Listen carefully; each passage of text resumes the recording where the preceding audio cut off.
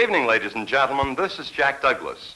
Everywhere USA was one of our America programs of several months ago, a variety vacation show that gave us the chance to share with you many random places and things worth seeing throughout the 50 states. And judging by your letters, that particular half hour, Everywhere USA, was one that you liked a great deal. So tonight we present more variety in whirlwind fashion. This is your armchair vacation and mine, cross country. Our cross-country tour starts in Georgia. The flaming autumn colors of the leaves, however, are soon forgotten as we approach the flag at half-mast, a temporary tribute to the passing of a national figure. Until 1864, this plot of ground was merely part of a railroad siding. History remembers it as Andersonville Prison.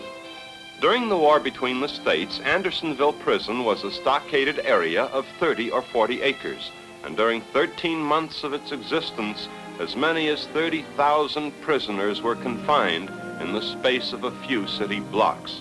The death rate among the prisoners averaged 900 a month for 13 months. The Union prison camps were not much better, but Andersonville was the blackest spot of all. Andersonville became a national cemetery in July of 1865 when the government appropriated the land. In one respect only, Andersonville can be likened to Valley Forge. No battle or even a skirmish was fought here, yet thousands died at Andersonville as at Valley Forge without a shot being fired in battle. The different states, Iowa for example, have erected memorials to their native sons who are buried here. Providence Spring at the park relates to a true and inspiring story. Hungry and thirsty to the point of death, the prisoners prayed for water, and lo, in the roaring thunder of a rainstorm, a spring of water gushed from the earth. Later, when the story became known, the spring was piped, and it flows to this day. The unforgettable words, of course, are from Lincoln's second inaugural address, with charity to all and malice toward none, one of the noblest and kindest thoughts ever expressed by mortal man. A sunnier and a happier day finds us at the Juliette Gordon Low House in Savannah, Georgia, a picturesque house owned and operated by the Girl Scouts of America. And why the Girl Scouts? Well, the answer is simply that Juliette Low founded the Girl Scout movement in the United States in 1912. This was an earlier painting of her shortly after her marriage in 1886. Having no children of her own, Mrs. Low lavished her nieces with affection and gifts of sculpture. They knew her as Aunt Daisy, and we met one of Miss Low's nieces, Mrs. Daisy Gordon Lawrence. This is the bust that Juliette Gordon Low, my Aunt Daisy, made of me when I was 12 years old, when I was living in the country. She came out and told me that she had made me a Girl Guide. She had made me the first registered Girl Scout in the United States. The Low House in Savannah is the annual mecca for thousands of Girl Scouts and women who were once Girl Scouts and know the Juliette Low story by heart. And the story is one that both sexes can admire. A vacationer soon learns that every building is not just like any other building. This one is located in Luray, Virginia, and it's the entrance to, of all things, the Luray Caverns. Now hold on a second, because not all caverns are alike either. Yes, the cavern has the usual, unusual rock formations and stalactites and stalagmites and an organ. But have you ever seen an organ that uses reverberating stalactites to produce music? Here it is.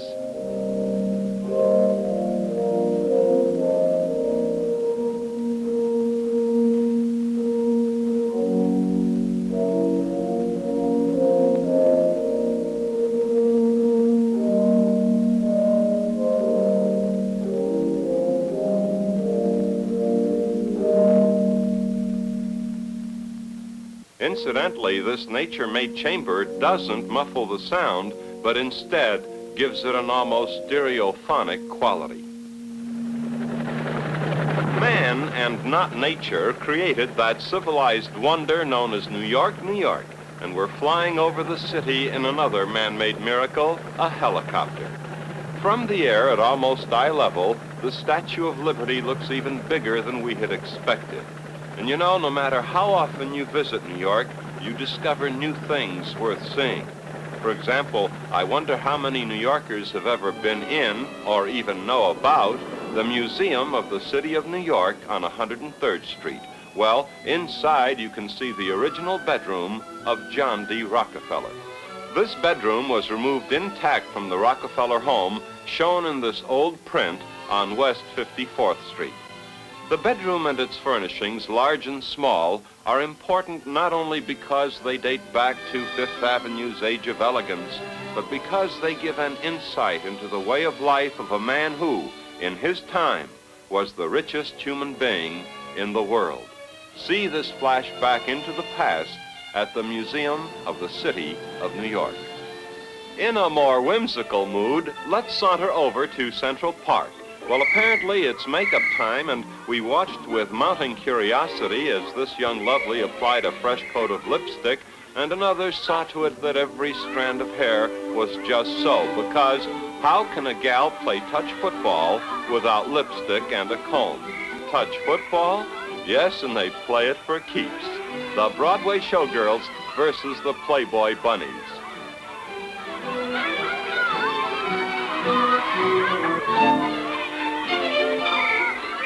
She said, "Oh, for crying out loud, doesn't a guy get any blocking around here anyway, for crying out loud?" Or something like that. All right, the Showgirls have the ball, 1st and 10. And listen, block, will you? A bit of razzle-dazzle, a pass play. Nice catch, but there's no run back. Wait a minute. Foul, foul, foul. She didn't touch me. She practically tore me to pieces. How about it, ref? But the ref is deaf, or is he being bribed? All right, timeout for repairs, or is she plotting strategy? The ref signals 3rd down, and what a sensational play. An illegal forward pass, which is adroitly caught by the ref. Another timeout, and meanwhile the poor refs are fighting for their lives. However, you'll notice they are not fighting too hard, because after all, jobs like this don't grow on trees. On our first visit to Boston, we overlooked old Faneuil Hall, an omission that was not intentional. The hall was gifted to the city by one Peter Fanueil, and in respect to his wishes, the street floor has remained a marketplace. The 2nd floor is a meeting house, and the top floor houses the ancient and honorable Artillery Company of Massachusetts and its famous collections of weapons. Here, a pistol once owned by John Wilkes Booth, next a hatchet once owned by George Washington, and a foreign memento, the hoof of a horse, Charger, a horse from the charge of the Light Brigade at Balaclava. And this painting at Faneuil Hall is most unusual. Now, if you were to inspect this painting closely, The Retreat from Bunker Hill, you would notice that all of the faces are one and the same, and no one knows why the painter, Dennis Carter, executed the work in this manner. Not many educational institutions qualify as tourist attractions, but the school founded by John Harvard is certainly an exception, and so is the Massachusetts Institute of Technology, better known by its initials, MIT. Not as well known, but equally as interesting as the others, is the Holy Cross Greek Orthodox Theological School. Seemingly cut off from the outside world, the school reminded us with its Byzantine architecture and mosaics that in America, and especially in Boston, the old world is not unwelcome in the new. And as the Greek Holy Cross Choir sang for our cameras, this thought ran through my mind: how God must love America to have given it as much as he has.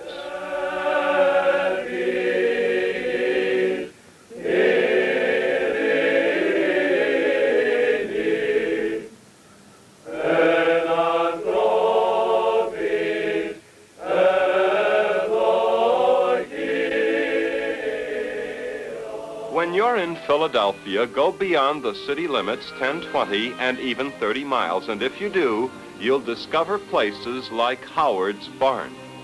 Howard's is a sort of open-air antique shop with an accent on Americana bric-a-brac. Anyway, Susan Smith, one of our producers, was raised in and near Philadelphia, so we gave her the assignment of browsing about the barnyard.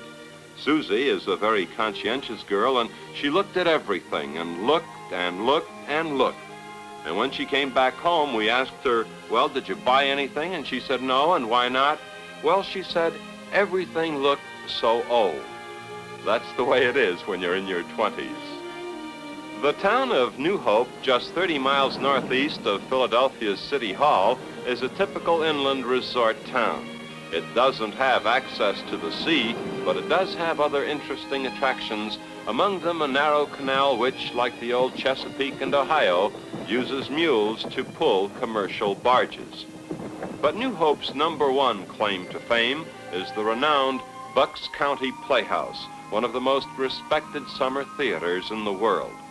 The vacation season finds many Broadway and Hollywood stars appearing in person at the Playhouse.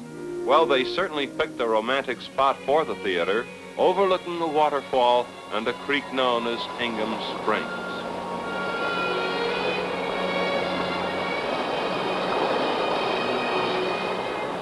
Greenfield Village in Dearborn, Michigan is worth a visit any time of the year, but in early September, the Henry Ford Museum offers an added treat at Greenfield, a festival of old cars. This unusual festival brings together virtually every known make and model of antique cars, not only from America, but many foreign countries as well. And here are just a handful of nostalgic dazzlers on review.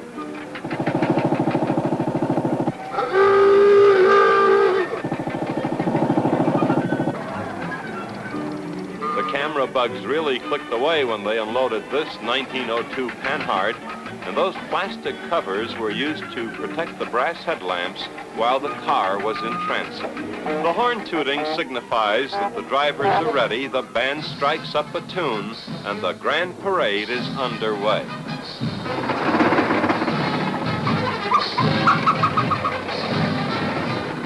You know, this was one of the strangest crowds we've ever seen. They watched these antique buggies with a kind of reverence that we would display in a church.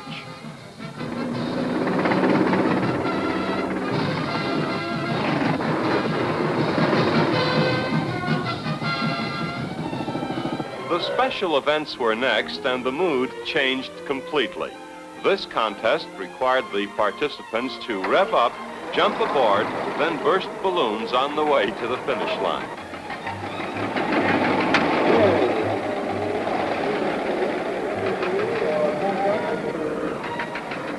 This attractive miss is waiting to award the blue ribbon to the winner. Now, actually, we didn't see the winner because the next event was already underway. Jump out, put on your shoes, jump back in, and, now watch this.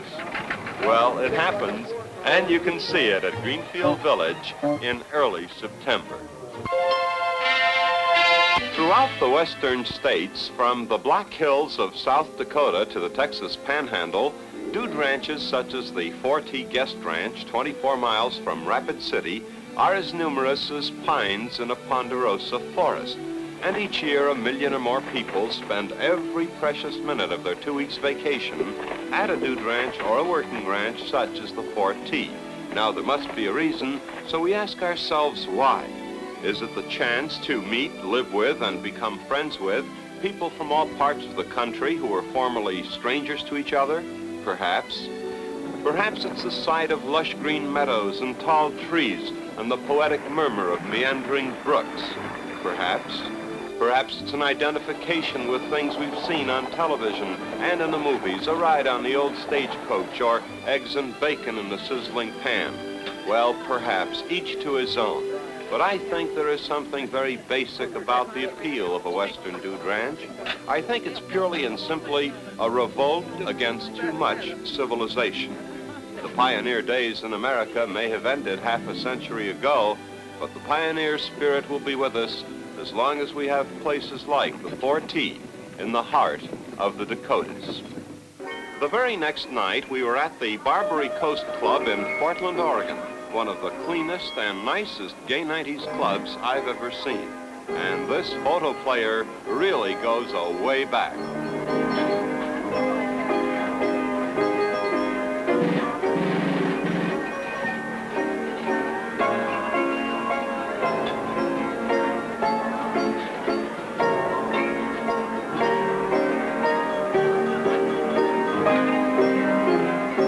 While we were here at the Barbary Coast, everyone kept asking, have you seen our babies at the zoo? No, we hadn't, but we saw them the following morning. Meet Packy and Me-tu, the first elephants born in captivity in America. The birth of these mammals generated tremendous interest throughout the world, and Oregonians are justifiably proud of Packy and Me-tu and their zoo, regarded as one of the finest zoos on Earth.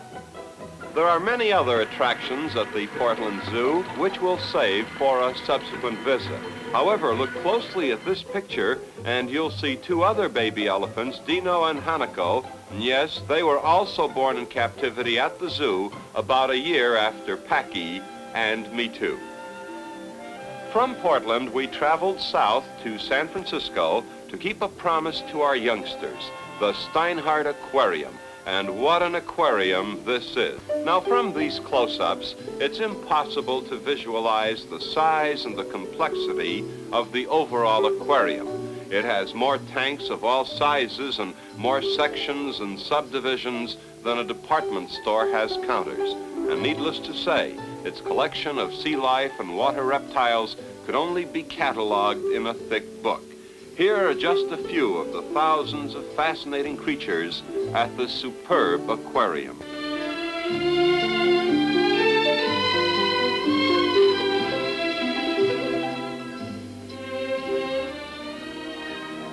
We left San Francisco via the Golden Gate Bridge, the bridge they said couldn't be built, but as we know, it's one of the longest man-made spans in the world. Tom McHugh, that brilliant cameraman of ours, stayed behind to photograph these remarkable films of the Golden Gate as the hour approaches sundown and the fog rolls in from the sea. I've seen this magnificent bridge 1,000 times, but never like this.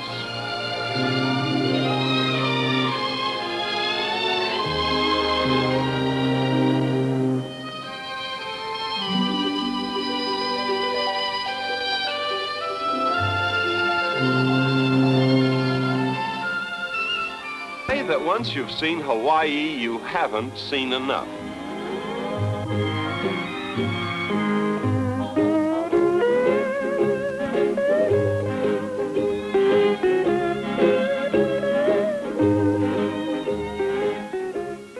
Here now is Honolulu's EastWest Center at the University of Hawaii.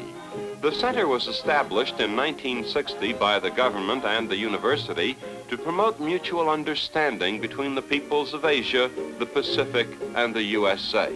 And during our visit, there were more than 500 students enrolled from 24 different countries, mostly from Asia and the Pacific. The architecture is certainly impressive, and so is the landscaping, especially this Japanese garden and fish pond.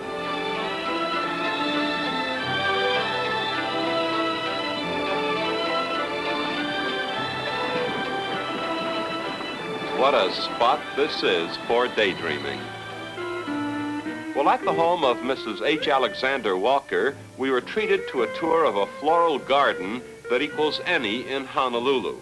Now, to reach the gardens, you walk across a lush green lawn, roughly the size of 2 polo fields. Mrs. Walker has numerous gardens, but her favorite is the orchid section. Now, I can't even begin to pronounce the names of these orchids, but perhaps you'll recognize most of them.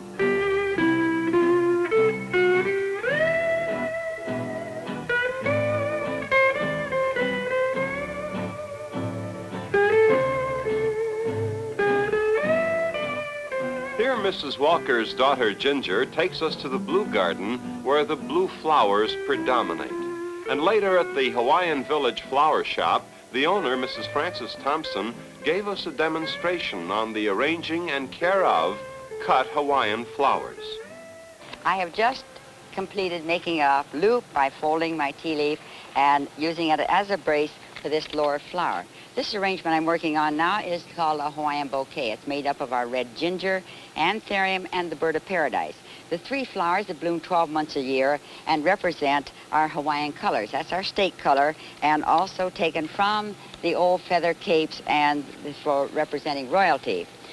The most important thing for you to remember is that your flowers die from the stem up. When your anthurium turns black at the bottom, clip a ½ inch or so off. Soak their heads upside down in a tub of water. You can soak from 1 hour to 2 up to 4 hours. It doesn't hurt them. It only adds to their life. In a week or so, pull them out, cut some more, and then you can keep them going as much as 5 weeks.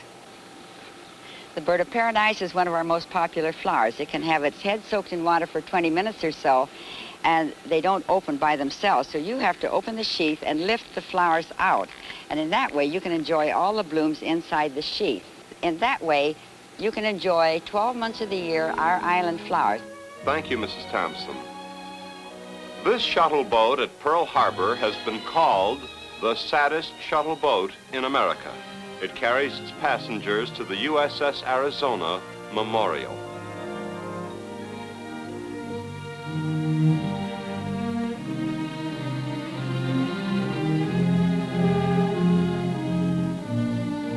The new memorial was dedicated in 1962. It is a semi-enclosed bridge that spans the hull of the USS Arizona.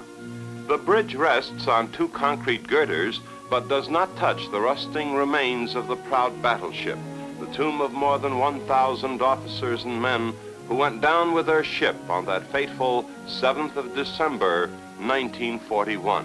And in memory of those gallant men, the United States Navy has never decommissioned the Arizona. It is still listed on the Navy charts as a part of the Pacific Fleet.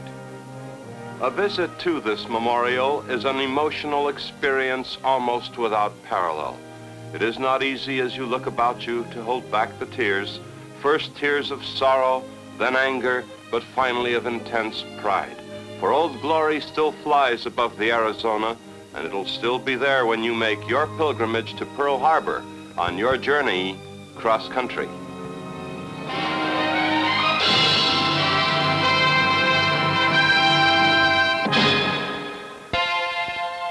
Ladies and gentlemen, many of you have been very kind in your compliments on the colorful artwork we use to symbolize each of our weekly armchair vacations. Now, in television, we call these episode titles, and ours are designed by Mr. Chris Ortega of Los Angeles, California. We supply Mr. Ortega with the title of each program and a rough idea of what each show is about.